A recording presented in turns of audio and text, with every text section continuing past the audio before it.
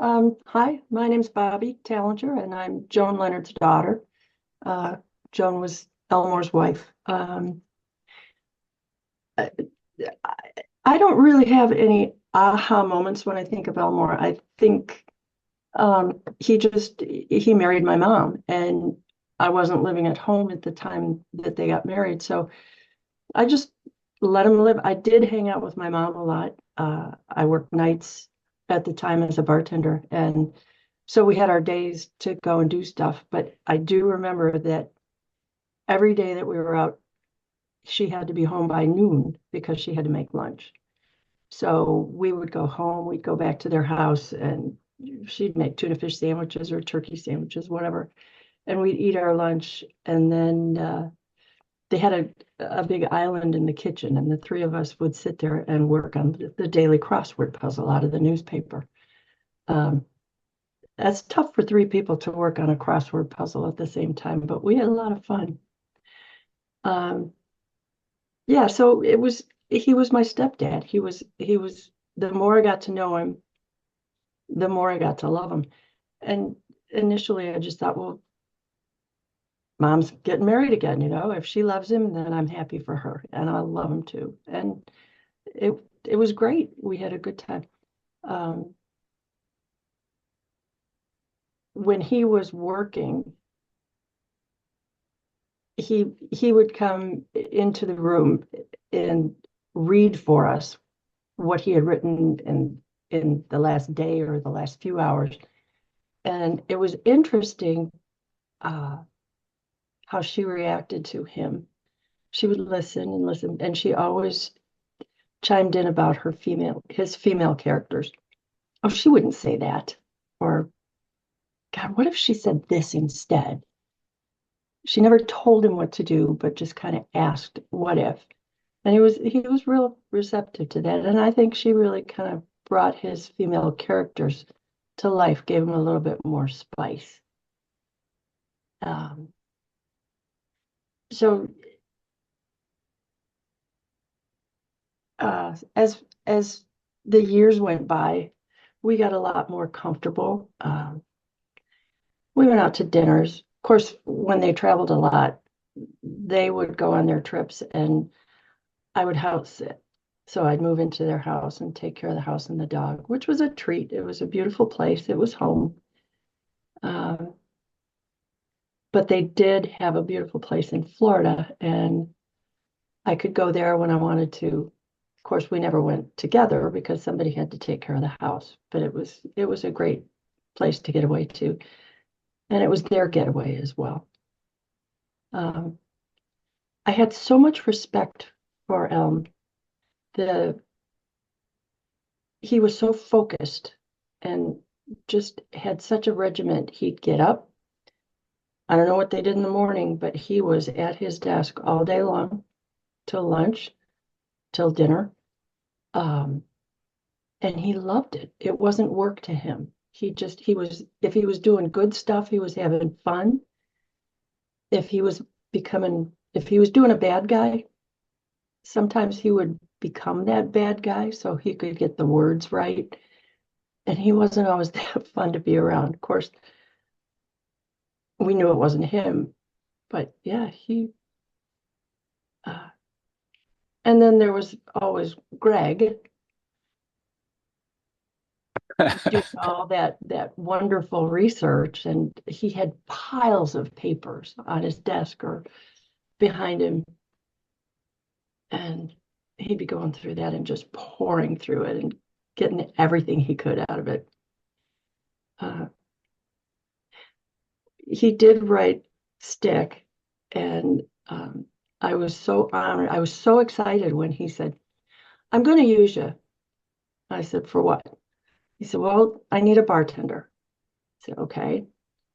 And he did, it was Bobby the bartender in Stick.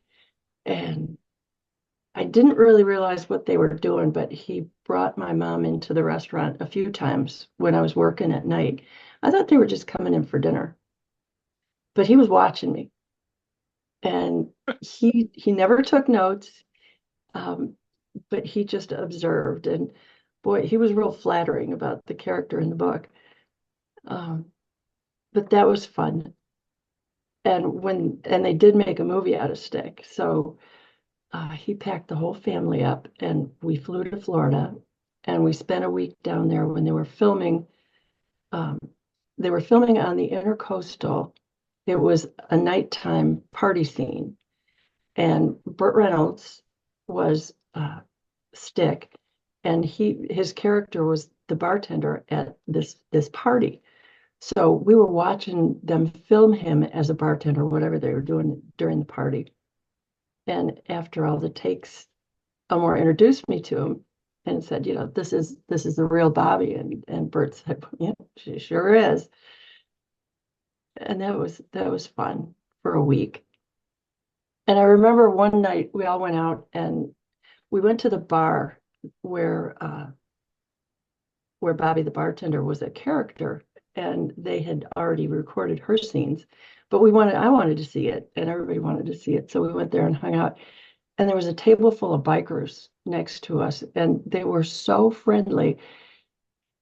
My mom ended up with one of their helmets on, and we took pictures. I mean, it was a great time. So, uh,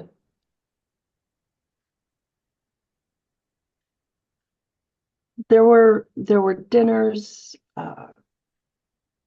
Like I said, I was working nights, and they liked to go out for dinner. They didn't go to parties much, and they didn't have a lot of parties except for Christmas parties. They were best friends. And I was just so happy that they had fun together. And he doted on her. He loved her. And sometimes I seldom heard him laugh with a guffaw, a big laugh, but he would giggle.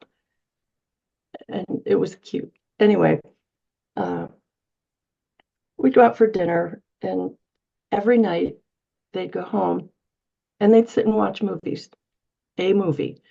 Usually Joan ended up watching it alone because he'd be asleep by 9:30, but that's what they did.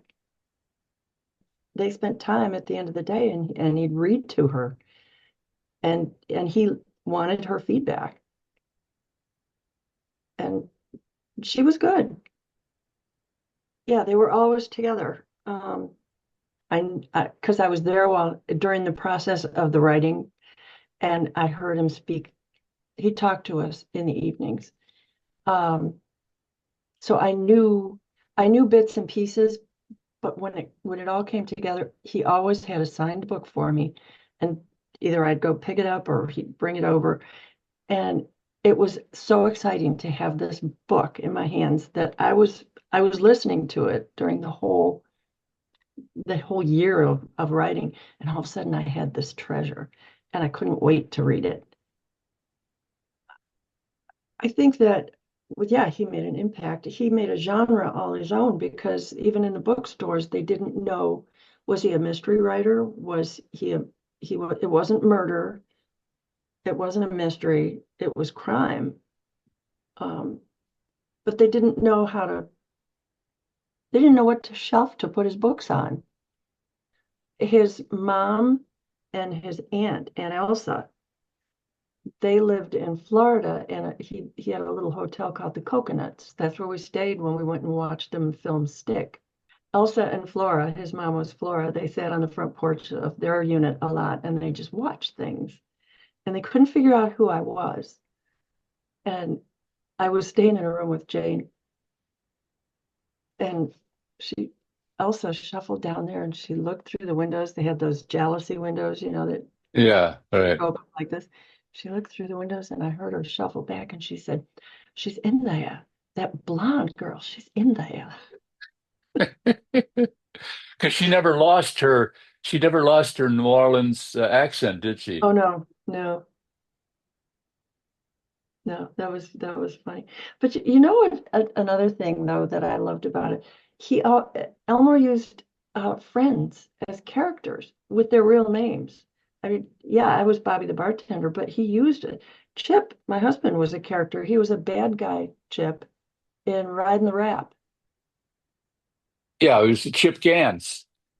Ganz Yeah, was the yeah. character's name. He was a wonderful man, and I miss him. Uh, and he was a great friend. You know, he was a supportive person. He listened, and he loved deeply. And he respected people. He didn't take things for granted.